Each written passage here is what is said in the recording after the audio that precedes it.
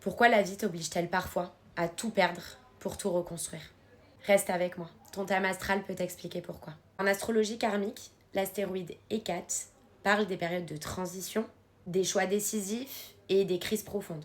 C'est l'astéroïde qui montre où tu fais face à tes ombres intérieures, où la vie te pousse à plonger dans l'inconnu et à trouver ta lumière au milieu des ténèbres.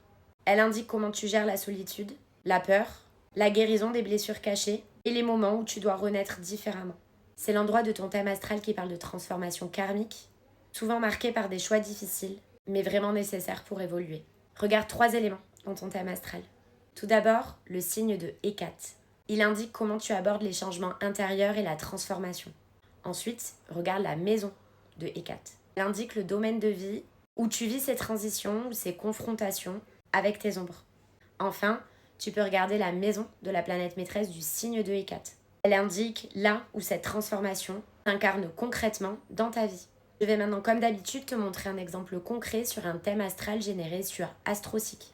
Dans l'exemple ici, Hécate se trouve juste ici, donc dans le signe du Gémeaux, dans la maison 11. Le signe du Gémeaux, il est gouverné par Mercure.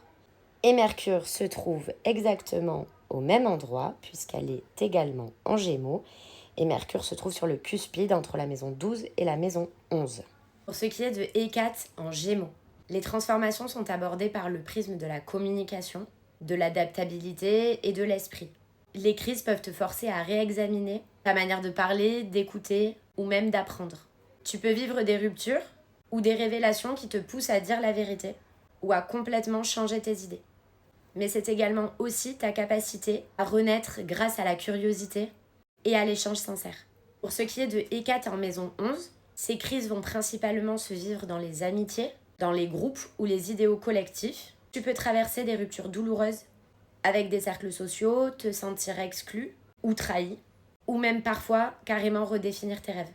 C'est l'endroit où tu dois apprendre à transformer tes attentes vis-à-vis des autres et à trouver ta place dans la communauté en restant fidèle à toi-même.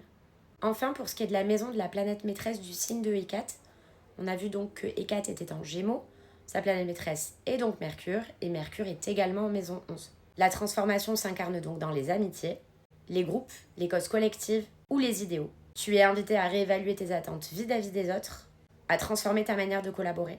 C'est un lieu où tu vas apprendre la fidélité à toi-même, tout en servant une communauté. Dis-moi en commentaire dans quel signe et dans quelle maison se trouve l'astéroïde Hécate dans ton thème astral. Tu peux également m'indiquer la maison de la planète maîtresse du signe de Hécate. Comme d'habitude, je répondrai à tout le monde. Si tu as des questions, n'hésite pas non plus à me les poser en commentaire. Si tu veux aller plus loin, tu peux commander mon e-book, prendre une consultation avec moi ou tout simplement commander ton thème astral. Merci de liker, partager et commenter cette vidéo, ça m'aide énormément. Et abonne-toi pour la suite.